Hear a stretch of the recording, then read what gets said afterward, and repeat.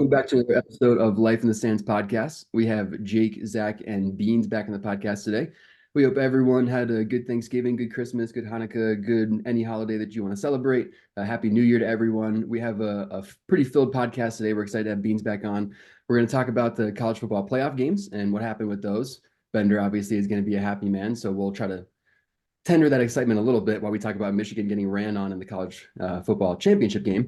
And then we're going to talk about some NFL things as well. We're going to put Beans through a rapid fire segment, see how he does, and then talk about which teams might be feeling the most pressure in the playoffs this year. So, Bender, do you want to kick us right off today and start talking a little bit about how Michigan looked in their semifinal game?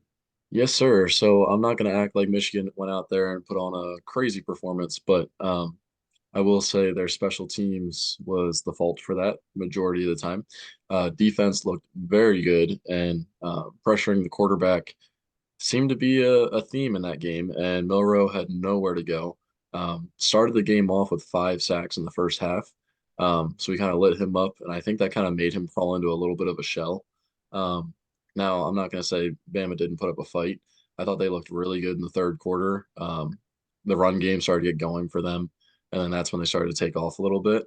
But them not capitalizing and scoring another touchdown, it was 17-13, making it 20-13, allowed us to have that chance to tie the game. And then overtime just was not even like close. Um, I thought that was a very bad play by them to call on the last play of that overtime. The run game hasn't really worked all but one drive that whole game. And to be honest with you, they couldn't stop Corum at certain points in that game. They're lucky we didn't kind of make him a bell cow that game. We put the ball in JJ McCarthy's hands, which is fine. But when you have Corum and you saw what he did in OT, I feel like that's just what you got to do sometimes. And we kind of showed them up. Yeah, it was an interesting game. I think I did expect more from Bama, to be honest. It felt like their game plan was hopefully Jalen Milrow can run for 150 yards, which is like we talked about that last podcast, right? Like what could happen in that semifinal game. And if Bama had a chance, it was going to be because Milrow against man coverage runs all over the field.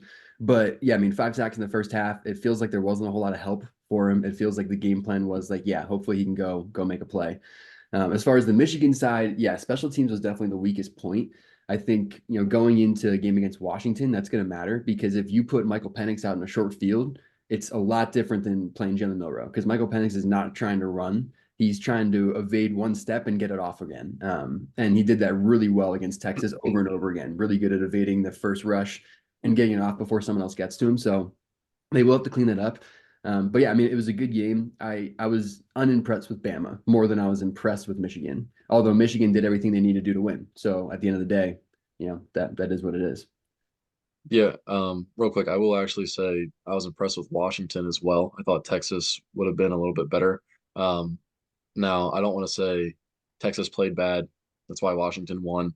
No, I think it was a combination of, yeah, they may have looked bad, but I think Washington made them look bad. Yeah. Um, Now, I mentioned the pass rush of Michigan. Washington has arguably the best offensive line in the nation. So I think that's going to be tested if they can kind of hold their own. You see what Penix can do with time. Yep. There was a point in the game where he was like 11 for 11 on like a streak and just like tearing them apart. He's a Yeah. monster. Um, Yeah. so I think that extra protection makes a big difference. I think Penix can also make plays with his feet. Mhm. Um, so Milrow can do the same thing, but he doesn't have the wide receivers that Penix has. Um, all three wideouts that Penix has can get open. So there's not even to say that he has to use his feet at any point. But if he does, that's obviously going to be enough time for those receivers to get out in the open field. So I'm kind of curious to see how our defense can handle that. Um, I'm personally not as worried. I just think it's going to be a closer game, but I think it's going to be more of a defensive game again, like it was against Bama. But we'll kind of see how it goes. Yeah, I'm excited to see how that Michigan defense holds up against this year's most prolific passing offense. I mean, Michael Penix, in my opinion, should have won the Heisman. I think that, the quarterback on an undefeated team leads the nation in passing. I definitely think he got snubbed for that, and I think he's out for blood to show the entire country what should have been. I think Washington's going to go stupid on this one. Yeah, it's going to be an interesting game. I think it might be more about what Michigan's offense can do because everyone's going to talk about Michigan defense versus Washington offense, right? Like that's the matchup. So I Mhm. think the matchup that's going to make the game is like, can Michigan's offense stay on the field, right? Like, can you give the ball to Blake Corum 23 times and Michael Penix only has 20 pass attempts? I think that's the recipe if you're Michigan, Right. to pull that game out. And Jim, he's the type of coach that you think that he would be able to, to lean on his running backs and things like that. I would have liked to see him do that more. Like Bendy was saying in the third quarter, Alabama looked pretty, was doing pretty, they're doing their thing.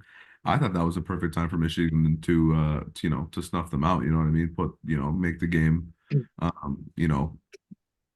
out of reach for Alabama, but they let him hang around a little bit. So that's another thing I'm looking is how does Jim Harbaugh manage this game? How does he, if his offense can stay on the field, how much time are they taking off the clock and things like that? Mm. We want to limit Penix and that explosive passing offense for sure.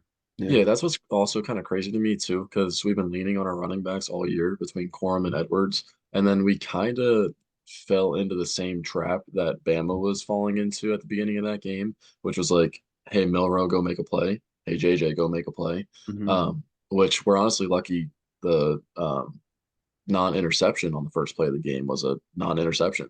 Like that was an Yeah, example of him trying to make a Good play, game. right which away. Yeah.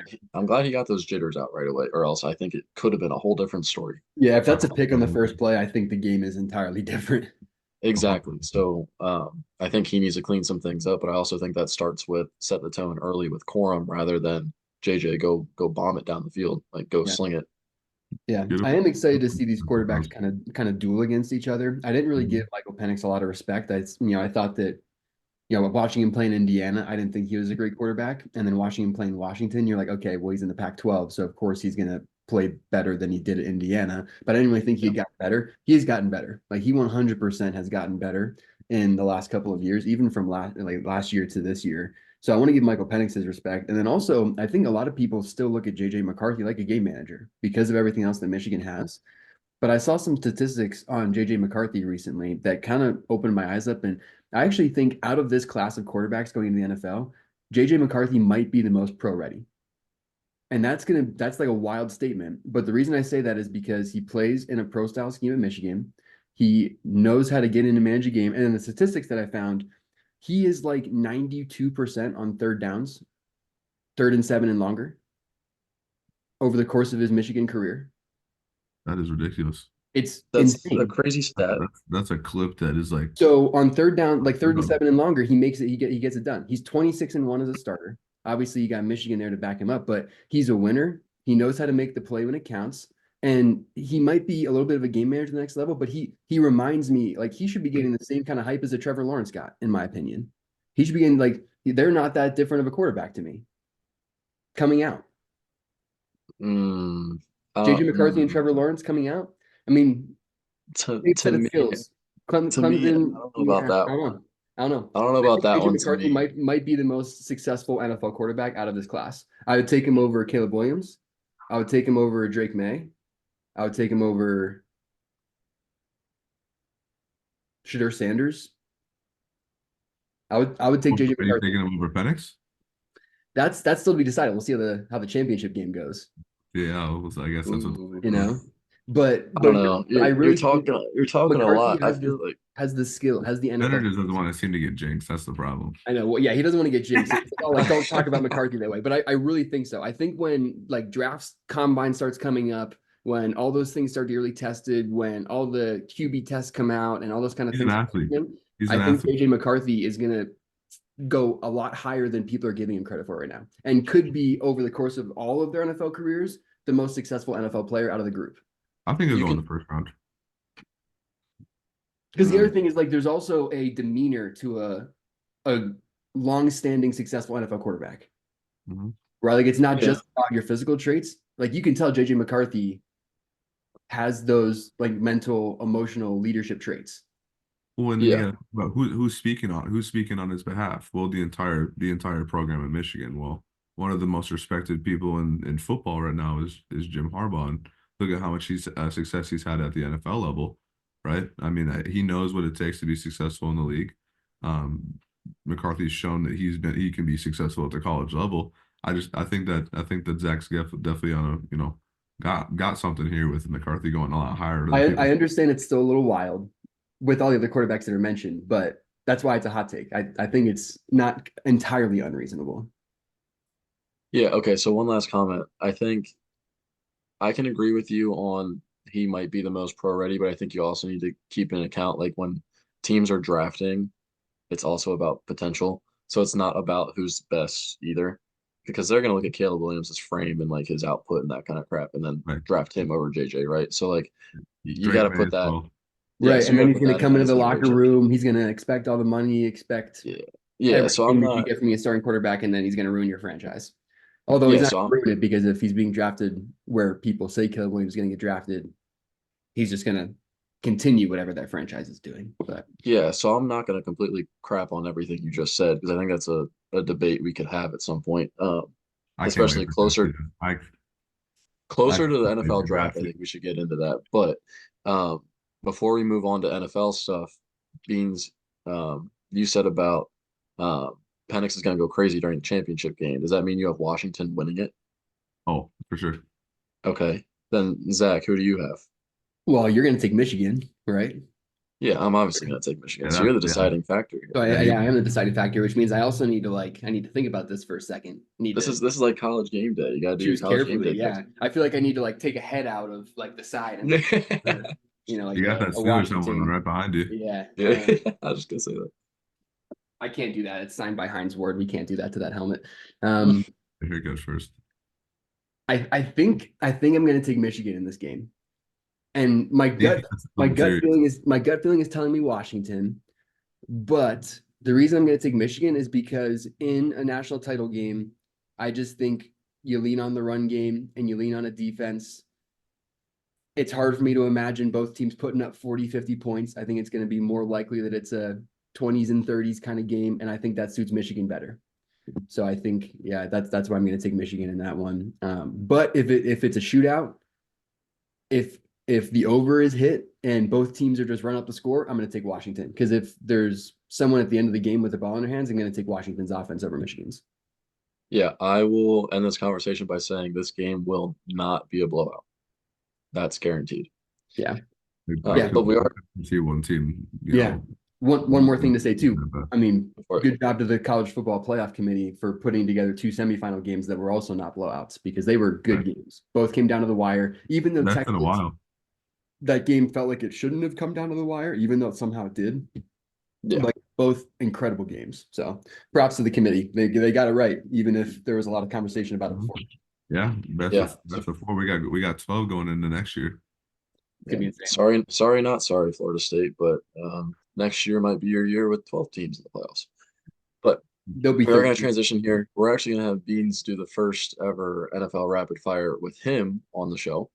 And what it is, it's going to be a 1 minute segment where I ask him a bunch of questions, and it's going to be NFL questions today. Since he is our NFL guy, Niners guy, going to see if we can stump him on some of these. And then, Make Zach, it whenever you think. are ready to start the timer, I'm going to read these off. Timer is started. Which quarterback has the most to prove in the playoffs, Dak or Josh Allen? I definitely say Dak. Josh Allen's been to the playoffs before, but I think that he's seated himself at the table with those big dogs like Mahomes, like all those old guys with Aaron Rodgers and stuff like that. So I think that Dak has the most to prove. His team is, has the most fans, everything like that. And he hasn't made it past the first round in how many years? Okay, so should the Bears move on from Justin Fields? 100%. I think that with the draft capital that they have their choice of any quarterback that they'd want. I think that they can get value for Justin Fields, trade him to a team like Atlanta or another team that has the need for a quarterback, and then move about your day. Who is the biggest threat to the Niners in the NFC playoffs? In the NFC playoffs, this is actually going to be kind of a shocker, but I do not want to see the Rams. I think that they're playing unreal right now. 15 seconds. I think that McVay's got a great team, done the most of the least amount this year, and they're hot right now. Should Amon-Ra St. Brown been a Pro Bowl selection over Puka Nacua? Neither of them should have made it over Brandon Ayuk. all I gotta say. Mm, okay. One final Yeah, one question. last I like question. that. Yeah. I like that take. One final question because the timer definitely went off. Um, should the Steelers keep Kenny Pickett for next year or invest in a veteran QB such as Kirk Cousins or Russell Wilson? I think that they go ahead and stay with Kenny. I don't see the reason in going for a big market quarterback like that.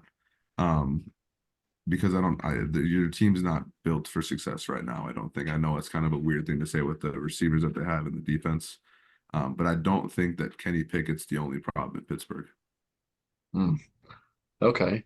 So I will say Zach and I had a long conversation about this off camera. Okay. Um, One thing, and I kind of want to stop and talk about this for like 2 minutes. Yeah, I'm gonna say this what, I love talking about the Steelers right now. They're at like yeah, crossroads as a franchise, and it's really fascinating. It's yeah, they're promising, and it's just like they're in a very awkward situation. I feel like some of the guys they have on that team kind of put them in a spot where they can succeed if they wanted to right now, depending on what pieces they acquire. Which is why I'm a fan of getting rid of Pickett for a veteran QB. Because I think with a veteran QB, let's say it's Kirk Cousins, I think that would put them over the top and kind of make them Super Bowl contenders, even with a game managing quarterback. You have the defense to do it, you have the young guns to do it, you have two running backs to do it now that you see what Warren's about. Right. Thunder and Pat Lightning. Fryermuth, if healthy. Um, yeah, still not a Darnell top Washington, sixth still not a tackle, top five tight end there, Zach, but he is probably top 10. Um, would be top five probably if he had played the whole season and didn't have a college coordinator as his NFL offensive coordinator. This But is true. But yeah, so those are my thoughts on that. I just think free agency and even the NFL draft is going to be quite interesting, not just for the Steelers this year, but So for all of the my teams. question or my I guess my reasoning for why I said so like I said that they weren't ready to win, Hmm. uh, which is crazy because like you said they have a crazy roster. They have all that talent at every level of on offense and on defense. I don't know if Mike Tomlin is going to be for very long in Pittsburgh. I think That's fair. that I think that they had better weapons. They had the best line in football. They had a better quarterback with it when Big Ben was in his prime. They had a defense that was on the same level, and they only won one Super Bowl with that team. Now, let's not sit here and say that one Super Bowl is not an achievement, right? But I think that with a very similar type team, that is still not a guarantee. So for you to invest 40 plus $1 million in a quarterback when you don't know if and well, I guess I don't want to say that because I'm not speaking for the Steelers, but I just don't have the confidence in Tomlin to win with in the playoffs in a crowded AFC, even with a quarterback that's worth 40 plus $1 million. So if you Yeah, take those so pieces and you move them into the future and you can somehow nail a draft pick, hopefully, I mean, we'll talk yeah. about the draft later in the season, but I just don't see that working out for the Steelers very well going after a high price veteran like that. Yeah, and I'll let Zach close this out in just a second, but that's where it's like, do you see through the Kenny Pickett development and kind of see if he turns into a Kirk Cousins? Mhm. Or like do you take the That took so chances? long though. Yeah, I know, but like do you take the chances? Like so that's a very interesting conversation. But I'll Yeah, let Zach close this out before we you move want to on. get burned like the Niners did with Trey Lance. For yeah, sure. and it is tough, right? And that's what I see, right? I like what I see is like Russell Wilson and Trey Lance, and I'm like, no, I don't want a veteran QB, and nope, I'm good with without drafting again because Kenny Pickett, for as bad as he has looked the best he ever did the game after Canada was gone, and then hasn't been able to play since. That's fair. Yeah. So if I take it from that perspective, it's like I got to give the guy another year, or at least like another couple of games. Like he should be A the fair starter. year. Like yeah, like he should be the starter going into next year. What I'd like to see honestly is the Steelers just move on from Mason Rudolph now. He's obviously shown that he could be a decent backup or even maybe a low to mid tier starter in the league for some teams that are really struggling. And at this point in the year too, like I mean, Mason Rudolph is worth it for a lot of teams that are on their third quarterback. You got Jared Stidhams and all those guys out there playing right. Jaron Halls and Yeah, Yeah. so Flacco I and think Mason Rudolph is worth Trevor something. I'd Simeon. like to see them get some draft capital for Mason Rudolph, and honestly, I'd like to see them continue to spend on the offensive and defensive line and our secondary. I think they really nailed it with Joey Porter Jr. They nailed it with Broderick Jones. They nailed it with Keanu Benton. I'm looking at Kim Hayward probably retiring soon. I'm looking at an offensive line that has some older people on it that might be decent, but we could probably continue to develop that as well. Probably take another tackle this year. I, So I I will. think I kind of go along with what Bean said is like there's more issues than just QB, and I'm not even sure that Kenny Pickett is that much worse than one of those game managers you'd bring in anyway at this point in their career. Yeah, and I will say I like the idea that you're bringing up with like building around the team with the draft. I feel like y'all have done really well in the draft the last couple of years, Great. One of the especially best with a lot of the names you just years. mentioned. Right. So just keep, Um, is what I would say. Like give Kenny another yeah, year, keep going, add another solid draft class in there. And I didn't even mention Darnell Washington, who basically is another tackle. Like yeah, and if you watch any film of him at tight end, A monster. he's decleating defensive ends. He's yeah. washing defensive tackles down. It's you don't see that from tight ends. From a But tight end. Not yeah, Definitely. anymore. let's move on past the Steelers because otherwise it's gonna give me a headache. As it should. Yeah. Although I did say to Bendy, the last 2 weeks, for the first time since like 2020, I've enjoyed watching the Steelers play, That's good. which is That's true. something to be said. Like I think I that enjoyed watching him play shows, week 1. yeah. Yeah, I'm sure you did. Yeah. That's crazy. So did the All Niners, right. because the Niners basically weren't playing a game. They were basically 30 to practicing 7. It was a great one. Rock Purdy. practice. Welcome to the It league. was their fourth Uh, preseason game. oh my Lord. Okay. Yeah, let's move on though. This whole conversation is going to go so downhill because the Cowboys also got blown up by the Niners, so I don't want to try and go down that route. Well, Um, I'm gonna just keep it yeah, with it. chill out. So, Breathe a little bit, please. Thank you. Uh, so last topic of the day here, and I want to start out with Beans. Which team is under the most pressure going into the playoffs? I think this is an easy one. I think it's the only team who's had the same core since their last Super Bowl appearance, and that would be the San Francisco 49ers. I think that the coach who has the most to prove in the playoffs is Kyle Shanahan. I think that he needs to prove that he can get to the Super Bowl again, but then win the Super Bowl because he has obviously yet to be able to do that. We have a lot of the same team now. I think it's less than 10 players from last Super Bowl to this Super Bowl, but some of those players are like Deebo Samuel, George Kittle, right? Kyle Fred Juszczyk, Warner. Bosa, all these guys Fred Warner, all these guys that have been on the team for as long as they have. I think that they need to prove it to themselves. They need to prove it to the league. Kyle Shanahan needs to prove that he can win the dang thing. Um, and it's just that they're the only team that's been Super Bowl or bust for the past 4 or 5 years, I think. Consistently, there hasn't been really a hiccup other than the 6-10 Jimmy Garoppolo, hurt his foot year. But that's about it. I think they got to win the thing. Okay. It's a good Um, perspective. it definitely is. I will say your team is much better in my eyes compared to the Super Bowl team you did have. So Oh, 100%. if it's the year to win it, it's going to be this year. Um, Exactly. You have almost every position is upgraded. Yep. so with real expectations, I would say yes. But I am going to go with a different team. It's also not going to surprise anybody that's in this right now. I'm going to say the Dallas Cowboys.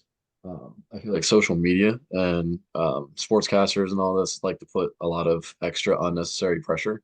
And I feel like that is felt in our locker room every year. Cowboys fans So do that too. so I feel like that's Another where, year. It's another yeah, year. I'm not one of those. Like I'm not stressed out about this year at all. Although I think it is more pressure based off of seeding now. Because I think we're gonna get the 2 seed. So for us to have any kind of home field advantage before we theoretically play the Niners, yeah, hold up a 1. Thank you. I know you have the 1 seed. Chill out. I mean, the But I Cowboys think needed to be two though because they can't win on the road. Yeah, so I think that helps us to even get to a conference championship if we get that far. Um, so I think that's the best help we can get. But I also think that adds extra that adds extra pressure on top of the expectations made by the media anyway. In my Beans, opinion, I are you think we're holding up the worse. number of hair follicles on Bender's head? No, that would be this. Oh, come on, man. That's crazy. Everyone Okay, has that Cowboys fan in their friend group that gets roasted the most. this is true. Everybody also has their bald friend that also gets roasted the most. our friend group just happens to be the same person. It's just All right, dude. Anyway, I do think the Cowboys team is worse than past years, though. I think missing Zeke this year made a big difference. Diggs tore his ACL. I think that makes a difference in our secondary. He was giving up big plays to begin with, but I feel like whenever we do get killed by the Niners or whoever it is, it's always because of it's the the big Niners. play. Yeah. So anyway, but yeah, so I just think there's weird expectations on the Cowboys. I'm gonna call them weird just because it's media and America's team and whatever else you want to add on to it. But that's just why I think. And also, it could blow up our team. You never know. Coaching staff might be moved. McCarthy might be gone if we don't even make a conference championship or the Super Bowl. I don't know where Jerry Jones's head is at because you never know where his head is at. So I think it's Trey big Lance. amount of pressure. I think I think that the yeah, like with the Cowboys, like a lot of pressure gets put on them, but I think that a lot of it, like I said, I was making a joke about Dallas fans, but I think a lot of it's self-induced. You know what I mean? Like I think the Jerry Jones effects really gets into the team's head. I could just envision him, everybody walking on eggshells around this time of year, when they're talking Yeah, around the area and stuff like that. I mean, when Mike McCarthy literally lied to get the job that he's in. So if he doesn't win this year, I don't know what he's going to do. Back to yeah, taking that, I guess. yeah. Um, so yeah, I mean, I guess I could see it from. I mean, yeah, jobs in the line under the most pressure. I mean, yeah, definitely the Cowboys. I Yeah, just think, I think it's a good perspective to have too. Yeah, like whose jobs are most in trouble? Like maybe Mhm. Cowboys, but also in a lot of ways, it feels like this. Like kind of as like a side note, this year in the league, it feels like there's going to be a lot of turnover in coaches that have been there for a while, in players that have been like you're talking about Bill Belichick and Mike Tomlin as coaches that could be out this year. Like, I think Rappaport was saying anywhere from like 7 to like 11 jobs yeah, could, which is ridiculous. I mean, yeah, we've and already a third of the so league, many openings already. a third of the league would be insane. And like I mean, most of the time there's like 6 to 8 every season, but for Right. those job openings to be in the Patriots, the Cowboys, the Steelers potentially is like what is Right. happening. Yeah. Exactly. That's Yeah, so I will like that's an interesting thing that I think we could talk about too is like what is Bears too. what Bears like what is this offseason going to look like? Bears have the number one pick again because in Right. Carolina, Yeah. Yeah. From Carolina, who also needs to rehire a coach. right? So yeah, dude, like I Yeah. don't know what's going to happen. The NFL offseason is going to be crazy, but the team that I think is under the most pressure, Bender was going to say something. Oh, What I was was gonna say that their GM is very unprofessional too for throwing a drink on a fan, but that's it? besides the point. I didn't see that. Ryan Pohl? Tepper, David Tepper. Yeah. Oh, Tapper did that? Tepper got Yeah, Oh, fined the 300 owner did that. 300K. Their owner 300K did for that. throwing a drink. Yep. That 300K is doesn't even insane. he doesn't even notice 300K leave his bank account.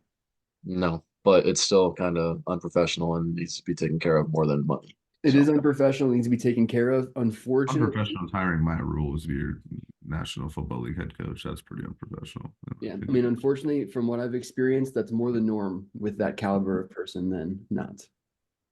fair enough. Anyway, what team are you thinking about there, Zach? Yeah. So the team that I think is under the most pressure, I think this is the Ravens, and Ooh, I think by way of Lamar Jackson being under the most pressure in the playoffs, yeah, 100%. Only one. especially with the idea that the Ravens just rolled up on a couple of really good teams. They've been blowing They're gonna everybody say rolled up. I thought you were gonna say rolled up the Niners in a pack and smoked them. I was gonna out. start crying on I'm not Christmas. gonna be On that. I'm not Christmas, gonna be that rude. But I mean, on, like, on Christmas, they did that to me. dude, like the Ravens have been blowing teams out. Like it has not been close. They've been like Yeah. they've been taking people's souls. So if you like, you cannot have the last 5 weeks of your season look like that with Lamar Jackson being pretty much the unanimous MVP at this point, Yeah, and then going to the playoffs as the also the number one overall seed in the AFC and and not then win, have a second or round at exit. least not make the Super Bowl. Like Lamar has got to make a Yeah. Super Bowl this year, Mhm. especially because like you have all that talk right now. Everybody's on the side right now of like, oh, all these teams and GMs that said they didn't need Lamar, fire all those guys. Well, I mean, yeah, Lamar has done this before in the regular season. Let's see how the next 3 games go. He won the MVP in 2019. Right, right, and he had similar Then passing stats, similar crazy stuff in that year in the regular season. But then what To happened? add to add into it, and if anybody listening follows our Twitter, I we do. actually posted something about Dalvin Cook getting signed today. and I think that makes a big difference. So the Ravens now have Dalvin Big? Cook. A big Yeah, difference? I think it makes a big difference. Another body. They don't have J.K. Dobbins. Haven't had him all year. Yeah, I don't know how much Dalvin Cook's giving you, Depth, but depth that's matters. If Gus Edwards goes down, what do you have? Yeah. Yeah. I mean, I love Gus Edwards and Justice Hill, but they also tend to get nicked up and stuff too. Depth. But but I mean, yeah, either way, like I think the Ravens are the team under the most pressure going into this season. Lamar hasn't been successful in the playoffs. I think this is probably what most people would consider his most successful season he's had now to this point. Mhm. Yeah, I think the Ravens have got to get it done. I have a From a Steelers fan. random question. I have a random question. Are you more impressed with the Ravens offense or their defense? Because I think it's their defense. Their defense. I love Kyle Hamilton. I was not a huge fan of Kyle Hamilton coming out of the draft. I thought his physicals weren't great, but he's very cerebral. Kyle Hamilton reminds me a lot of Trey Polamalu, even. What he lacks in physicals, he makes up for in natural length, instincts, and Right. Yeah, the 100%. ability And to that's just adapt something and you be can't like you active. can't test before the combine, and that's also something you don't know would translate to the NFL from college level, right? Like if you're relying on instincts in college, I don't know if you're going to be able to do that at the Right. pro level as well with the depth of schemes and how complex some things get. You can't just it's not as much muscle memory. You're thinking a little bit more, but yeah, I mean, I'm definitely impressed with their defense, but I think their offense. I'm more impressed with their offense because I think Todd Monken has been really good for Lamar. I think he's gotten Lamar out of the shell with receivers. You hear about OBJ and you hear about Zay Flowers. What I, was the last time you had a legitimate interest in a Ravens receiver because they were good and not because their name was like Des Bryant or OBJ and they got brought in at the end of their career? I think Mark Andrews getting hurt for the rest of the season was a blessing in disguise because he had to use his receivers and he realized OBJ is good when he's healthy. And now they finally figured out how to use Zay Flowers. So I think that makes a big difference. Beans, you can go. I'm a Rashad Bateman truther. Yeah, you like I Rashad like him Bateman? too. Love Yeah, my Yeah, it's favorite no and doubt. That's my Duvernay's still voice. there too, right? Isn't Duvernay still at the Ravens? Yeah. Ski-U-Ma. What do you Yeah. say? So, I said Minnesota gang. Ski-U-Ma. Hmm. but Yeah. yeah, Yeah, so so I I think, think it's the Ravens. Ravens are under a lot of pressure. They got all the pieces. Lamar's figuring it out. Todd Monken doing a good job as the OC, which at the beginning of the year, going all the way back like 15 podcast episodes ago, I mentioned the fact that Lamar this year might have a good breakout year with receivers because Monken's finally coming in and he doesn't have was it Greg Roman? What was the name of Greg his Roman. Yep. Roman was the Old, coordinator old before? Niners OC. Back Yeah, with and Kaepernick. great running game. That's why they ran out Yep. of Greg Roman. But that's also why everyone said Lamar was a running back. I thought Todd Monken was going to change that, and Lamar's MVP. Yeah. they Yeah. found a good balance with him throwing and running, Mm-hmm. rather than just running him 15 times a game. Like that's Yeah. not And relevant not to anymore. continuously bring up coaching too, but then I mean, look at the Ravens coaching staff. Like I mean, you're talking about Todd Monken. Their head coach has been the same head coach for a decade, and he's already won a Super Bowl. Yep. So you have a team, you have a quarterback that's been tearing up the offseason. His number one weapon goes down halfway through the season. He only gets better, right? I just I I mean, like you said, I mean they rolled up the Niners real quick. Yeah. Did That's it, you want to talk about a team I'm scared of. It's the Ravens. we got a It's the couple. We Ravens. got Lions. We got Niners. We got like there's a lot of them. Everywhere. Dolphins. They're smoking packs over there in Yeah. Baltimore. Yeah, they really lined them up. Yeah. I mean, we're chilling. Shannon Sharp can Yeah. have fun with Look at Lamar. them say we about a division opponent in the I NFC know. North. I know, Crazy. and it AFC does North. pain me being a Steelers fan, but that's also why it's also kind of nice because I'm like, man, if the Ravens don't do anything this year, you're looking at that team and saying to yourself, like, what else you got to do? Like when do you blow it up? When do you like just move on? No, Because 100%. How much more can you improve without, losing significant draft capital for the future to go yeah, after a championship now? right. So I say So like, oh yeah, Ravens have the most to prove, while also like kind of in the back of my head, I'm like, I hope that they lose in the first round or in the second round. yes, Yes, the first round. That's They, just um, hater, that's just hater energy. yeah, I mean yeah, it and is, actually, but that's okay. you mentioned turnover.